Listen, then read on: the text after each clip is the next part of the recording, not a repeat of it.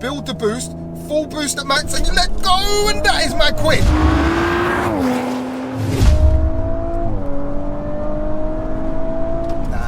Nah.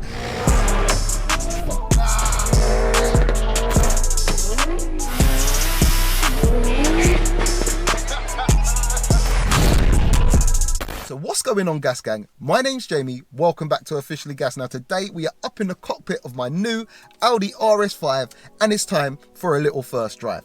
But before we start, I just want to give a massive shout out to BOTB for sponsoring today's video. And guys, if you're like me, you've probably wanted to own a supercar at some point in your life. Well, with BOTB.com, you could win a Lamborghini, a Aston Martin, a McLaren, a Ferrari, or a Porsche GT3 just like this one for a couple of pounds. For those of you who don't know, BOTB have given away over £32 million worth of cars since they first started in 1999. And next week's winner is going to be even more special because they've taken all the other cars out of the lineup and they've added 8 sick supercars. One person is guaranteed to win. The best thing is the tickets are cheap. They range from £2.30 to £3.35. So for a couple of pounds, you could literally win a supercar worth hundreds of thousands of pounds. And guys, as usual, they also contribute to your first year's insurance. And if you're lucky, you could even win an extra £20,000 worth of cash in the boot of the car. So guys, head over to BOTB.com right now for your chance to win. But hurry, because the competition closes midnight on Sunday. And who knows the next time they're going to be running such a sick competition. Let's get back to the video.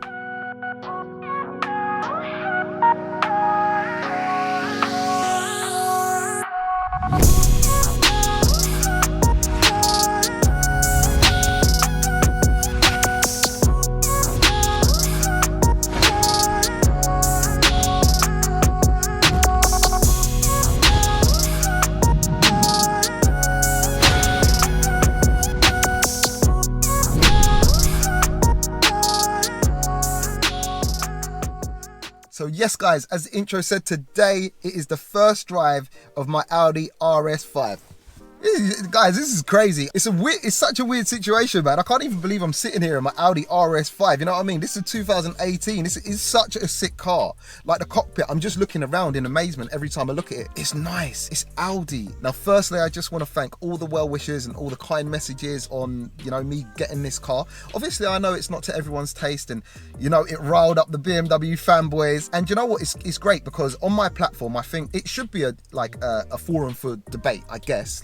In the comments and things like that, and it should stir up a little bit of debate. I guess in some ways this is there to compete with the BMW M3, so people are always going to kind of put them against each other. I mean, 90% of the comments were amazing. People couldn't wait for the journey.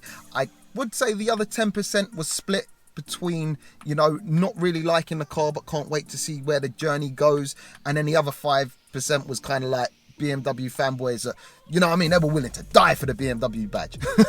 But I get it, the BMW is an amazing car, but let's not speak about that. Today we are up in my Audi RS5. So let me start by giving you some facts and figures. So basically this is a 2018 Audi RS5. The drivetrain is a 440 brake horsepower, 600 Newton meters, 2.9 V6 twin turbo engine coupled to a ZF automatic transmission with quattro all-wheel drive. Now I did say I would tell you a little bit more about this transaction and how much I actually paid for this car, and I'll be totally transparent.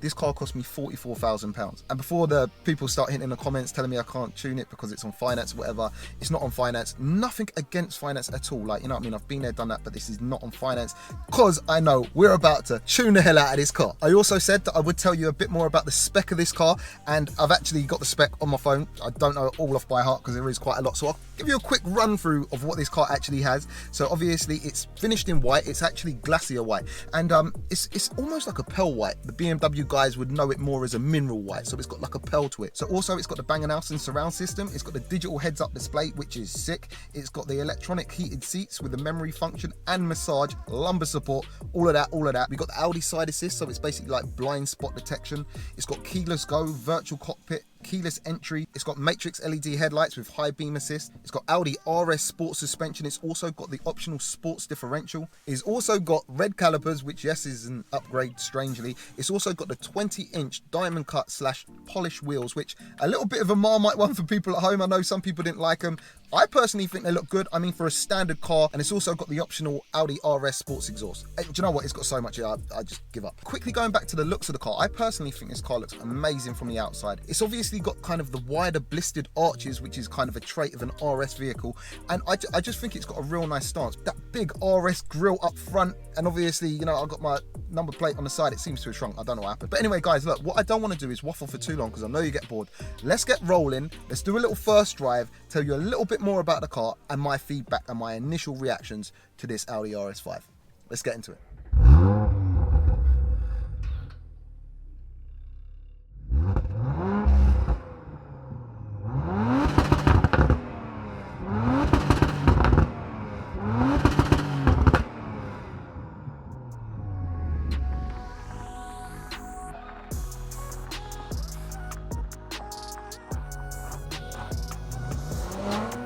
I want to start with the Quattro all-wheel drive system on this because I found it quite interesting. This is a traditional Quattro. It's not like your normal Haldex that's found in like a Golf R, an Audi S3 or an Audi RS3, which traditionally they drive about 90 to 100% front-wheel drive, so they're front-wheel drive biased. I think at most they can send 50% to the rear, whereas this actually drives 60% biased to the rear, 40 to the front, and it can actually send up to 85% of its power to the rear. And on top of that, it can then send 100% of that power to either wheel, and that's front and rear. So this car, you know what I mean, has the capability to be a little bit playful. Now, I'm not saying it is, and I'm not saying I've actually pushed it that hard to try and swing the back end out, but believe me, I will be trying. Obviously in a safe manner, but I just want to provoke it a little bit at some point to see if it can. But if it's sending 80% or 85% to the rear, it's got the potential to get a little bit tail end happy.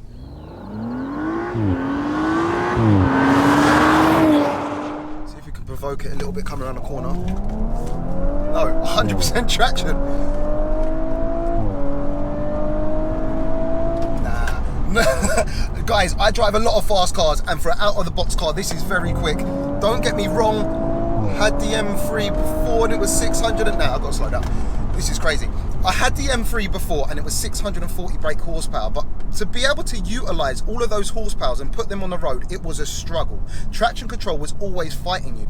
Whereas this 440 brake horsepower, yes, lesser power, but it's putting all of those horsepowers on the road.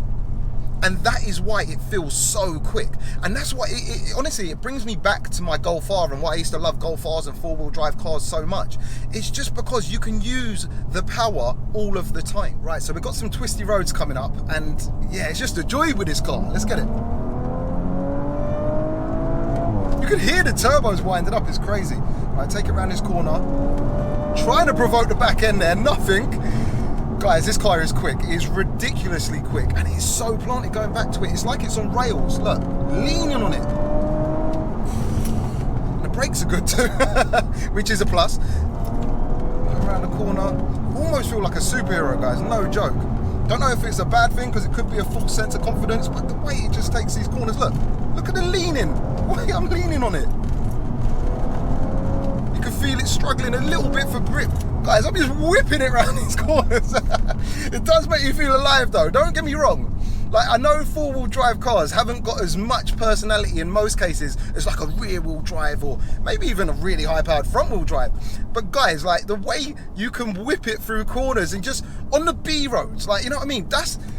Guys, you can have a hell of a lot of fun and it just makes you feel alive. Do you know what the thing is, right? If I had owned this before the M3 and got in the M3 and tried to drive it like I'm driving this, boy, I would last about 30 seconds before I was in a bush.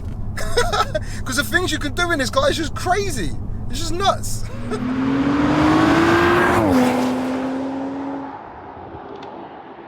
So guys, we're actually going to dedicate a whole video towards the 0 to 60s of this car. So we're going to document it a little bit more in detail. However, I just want to show you how this launches because it actually hasn't got launch control or a traditional launch control like a dual clutch. So it actually it's more like a brake boost. So basically you set it all up, get it all ready, left foot on the brake, right foot planted, you build the boost, full boost at max, and you let go, and that is mad quick. Wow, that's violent. Jesus Christ. Guys, now, I don't know how quick that was. They've timed these to 3.9 to 60. And my belly said, yeah, it was around that.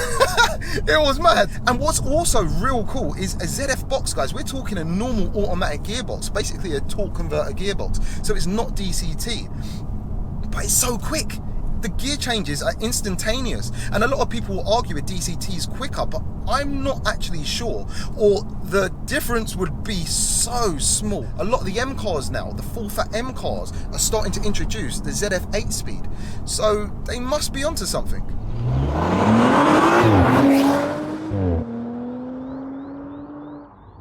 And guys, the way this demolishes corners is just crazy. Got quite a tight corner coming up here, and just the confidence I can turn in with.